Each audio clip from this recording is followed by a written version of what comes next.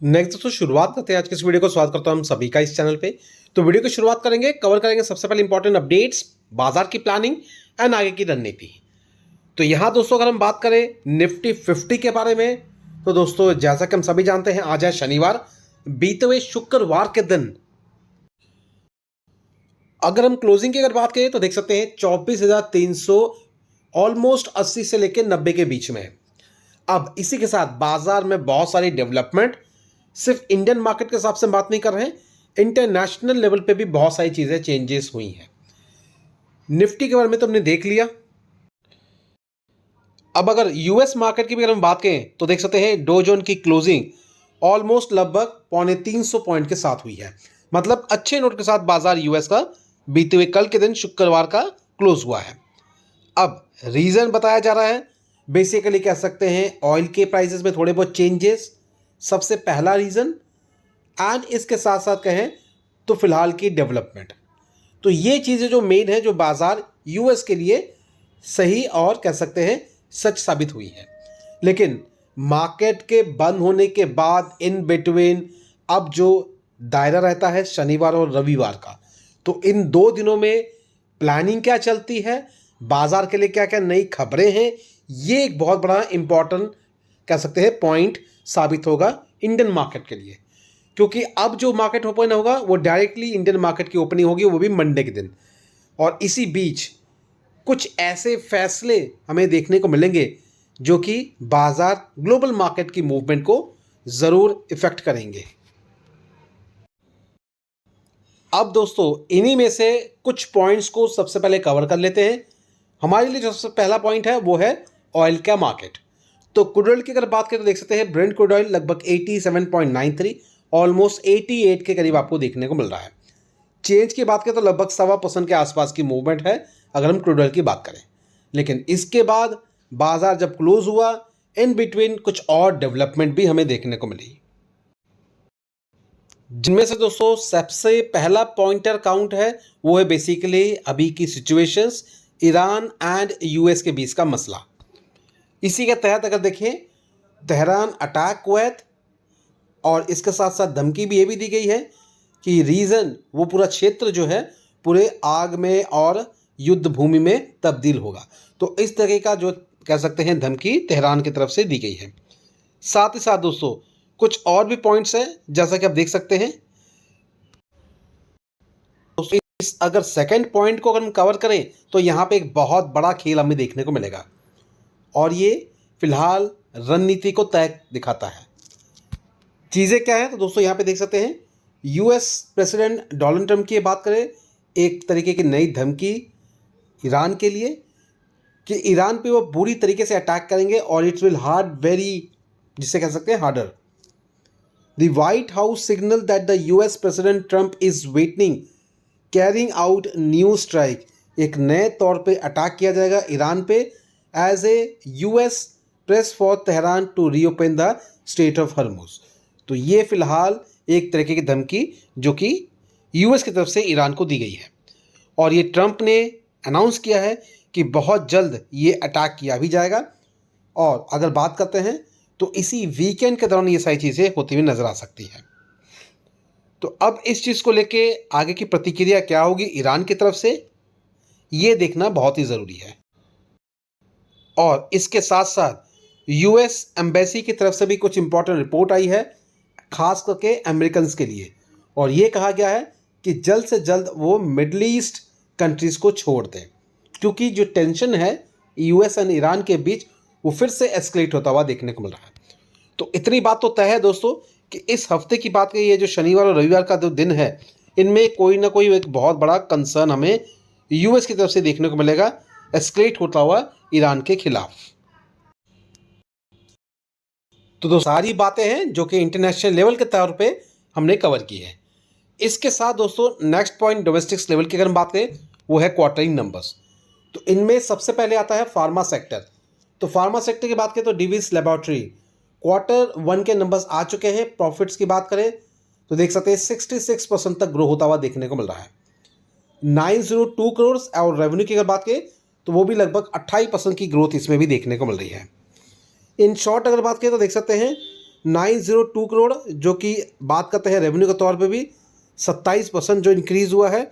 इसके साथ साथ दोस्तों एस्टिमेट्स के अकॉर्डिंगली कंपनी के नंबर्स भी डिक्लेयर हुए हैं। अब इसका रिएक्शन मंडे के दिन देखने को मिलेगा, क्योंकि बाजार तो अभी फ़िलहाल बंद है, तो ओपनिंग जो है मंडे के दिन होने वाली है। तो फार्मा सेक्टर की तरफ से जो डिविस लैबोरेटरी के जो नंबर्स आए हैं वो काफ़ी बेहतर है। इसका इफेक्ट दोस्तों मार्केट में ज़रूर देखने को मिलेगा, इसलिए अगर आप चाहते हैं तो प्रॉपर तरीके से स्टडी कर सकते हैं। नंबर्स की बात करें तो आपको बीएसई के वेबसाइट पे इस कंपनी के नंबर्स मिल जाएंगे, तो ज़रूर ध्यान दें डिविस लैबोरेटरीज पर। इसी दोस्तों जो नेक्स्ट पॉइंट है वो है दोस्तों सोलर का बिजनेस। यहाँ पे रिन्यूएबल सेक्टर और सोलर बिजनेस में अगर देखें तो सरकार की तरफ से बहुत बड़े बड़े कदम लाए जा रहे हैं। अब इस बिहार पर देखें तो कैबिनेट की तरफ से लगभग 5070 करोड़ के आसपास का प्रोजेक्ट जो है उसको रिलीज़ किया गया है, और ये प्रोजेक्ट फ्लोटिंग सोलर से रिलेटेड है। हालांकि बात करें तो दोस्तों इस कंपनी की अगर बात करें इनमें कौन कौन से सेगमेंट्स के तौर पे कंपनियां इंक्लूड है, तो बहुत सारी कंपनी हैं, इसको ज़रूर स्टडी कर सकते हैं। काइंड ऑफ कर सकते हैं फ्लोटिंग सोलर से रिलेटेड बातें हो रही हैं। और अगर इस बात करें तो दोस्तों ये शुक्रवार की बात है कि यूनियन कैबिनेट मिनिस्टर ने ये सारी चीज़ें कवर की है और इसको अप्रूव किया है। तो इस बिहार पे जितनी भी कंपनियां हैं जो कि सोलर से रिलेटेड प्रोडक्शन करती है, मैन्युफैक्चरिंग कंपनी हैं जो जितने भी मार्केट में, उन पे खास करके आपको ध्यान देना है। कंपनी के नंबर्स बहुत ऐसी कंपनीज हैं जिनके आ चुके हैं, एंड कुछ कंपनीज ही हैं जिनके नंबर्स अभी आना बाकी है, लेकिन जिनके आ चुके हैं उन पे नज़र आप ज़रूर रखें। इसी के साथ दोस्तों नेक्स्ट जो खबर है वो बेसिकली इंडियन कंपनीज के लिए है, एंड सेगमेंट की बात करें, सेक्टर की बात करें तो वो है इलेक्ट्रॉनिक्स। इंडिया का टारगेट है लगभग $500 बिलियन, और मैन्युफैक्चरिंग सेक्टर जो टारगेट रखा गया है वो 2030 तक का रखा गया है। और इसी ब्याह पे जितनी भी इलेक्ट्रॉनिक्स कंपनी हैं, खास करके जो मैन्युफैक्चरिंग सेगमेंट के अंदर में है, चाहे दोस्तों वो छोटी कंपनी हो, चाहे वो थर्ड पार्टी कंपनी हो या फ्रंट कंपनी हो, उन सभी भी आपको ध्यान देना है कंपनी के नंबर्स के अकॉर्डिंगली। ऑलरेडी अगर बात करें तो बहुत सारी कंपनी इसी तहत काफ़ी अच्छा परफॉर्म कर भी रही हैं, एंड कुछ ऐसी कंपनीज हैं जिनके अभी नंबर्स आना बाकी है। तो गवर्नमेंट के हिसाब से अगर देखिए तो ये सारी चीज़ें जो तय किए गए हैं इस पर हमें ध्यान रखना है, और इसके बारे में प्रॉपर डिटेलिंग के रूप में हम बात करेंगे अपने आने वाले नेक्स्ट वीडियो में, जो कि हमारे ऐप में आएगा। तो ज़रूर रेफ़र करें। अगर आपके पास ऐप का लिंक नहीं है, नीचे डिस्क्रिप्शन में आपको ऐप का लिंक मिल जाएगा। लिंक पे क्लिक करके सबसे पहले आपको डाउनलोड कर सकते हैं। डाउनलोड करने के बाद प्रोसेस को फॉलो करके आगे की रणनीति को समझ सकते हैं। तो ज़रूर जाइए, ऐप को डाउनलोड करें, एंड डाउनलोड करने के बाद प्रोसेस को फॉलो करके आगे की चीज़ों को समझें। और खास करके दोस्तों अगर बात करें तो ये चीज़ें बहुत इंपॉर्टेंट हैं, क्योंकि ये पूरे इलेक्ट्रॉनिक सेगमेंट के साथ साथ सेमीकंडक्टर प्रोडक्शंस को भी कवर करेगा। तो इसलिए इस पे हमें ध्यान देना है। और ग्रोथ पैटर्न के हिसाब से बात करें तो आने वाला नेक्स्ट जो कह सकते हैं सेगमेंट है या सेक्टर है ग्रोइंग मोड पर, वो आपको इसी कह सकते हैं पैरामीटर के हिसाब से समझ में आ जाएगा। तो ज़रूर ध्यान दें, स्टडी करें, नंबर्स को वेरीफाई करें। नेक्स्ट दोस्तों अगर कवर करें तो देख सकते हैं डिफेंस सेक्टर्स के बिहार पे है, एंड इसमें ड्रोन सेगमेंट के बारे में बात की गई है। सरकार की तरफ से फंडिंग शुरू कर दी गई है, 151 करोड़ के आसपास की गवर्नमेंट की तरफ से फंडिंग है। एंड इसी फंडिंग की वजह से, इसी खबर की वजह से अगर हम बात करें तो एफआईएस और डीएस ने स्टेक्स भी इंक्रीज़ किए हैं। तो इस मल्टीबैगर स्टॉक जो है बेसिकली डिफेंस सेक्टर के अंदर में जो कि ड्रोन सेगमेंट को लीड करती है, इनको भी ज़रूर कवर करें, स्टडी का पार्ट रखें, एंड बहुत ही पॉजिटिव सेंटीमेंट्स हैं इस कंपनी के बिहार पे। फर्दर दोस्तों इस कंपनी के नंबर्स के तौर पे ही आगे की चीज़ों को तय करें। तो कंपनी के बारे में डिटेलिंग करने के लिए हम आगे आने वाले नेक्स्ट वीडियो में कवर करेंगे इसको भी, और ये एक बहुत बड़ा इंपॉर्टेंट सेगमेंट है ड्रोन सेगमेंट के अंदर में। और यहाँ पे सिर्फ एक कंपनी इंक्लूड नहीं है, यहाँ पे लगभग 2 से 3 कंपनीज को इसका फ़ायदा ज़रूर मिलेगा। तो स्टडी करें एंटायर इसी ड्रोन सेगमेंट की कंपनीज पर। नेक्स्ट दोस्तों important update basically Bharat electronics के बिहार पे रिसेंटली अगर बात करें तो दोस्तों कंपनी को लगभग 847 करोड़ के आसपास का ऑर्डर मिला है, और ये भारत इलेक्ट्रॉनिक्स को जो ऑर्डर मिला है कंपनी के क्लोजिंग के बाद है, डिटेल्स डिक्लेयर की गई हैं।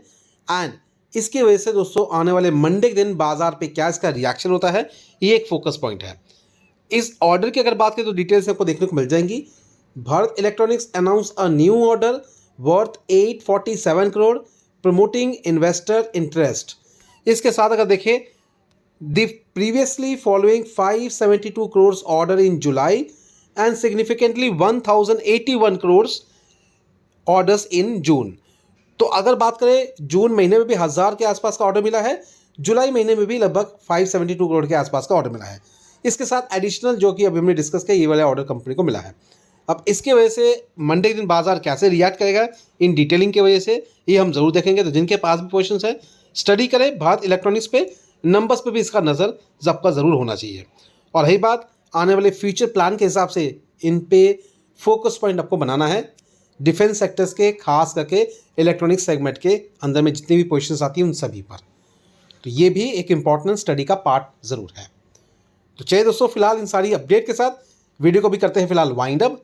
मिलते हैं अपने नेक्स्ट वीडियो में कुछ और अपडेट्स के लेके, एंड तब तक थोड़ा सा इंतजार करें और ऐप को ज़रूर एक्सेस मिले। नीचे डिस्क्रिप्शन में आपको लिंक मिल जाएगा, लिंक पे क्लिक करके ऐप को डाउनलोड करके प्रोसेस को फॉलो कर सकते हैं। तो अभी फिलहाल वीडियो को वाइंड अप करते हैं, मिलते हैं अपने नेक्स्ट वीडियो में। Thank you watching and bye bye.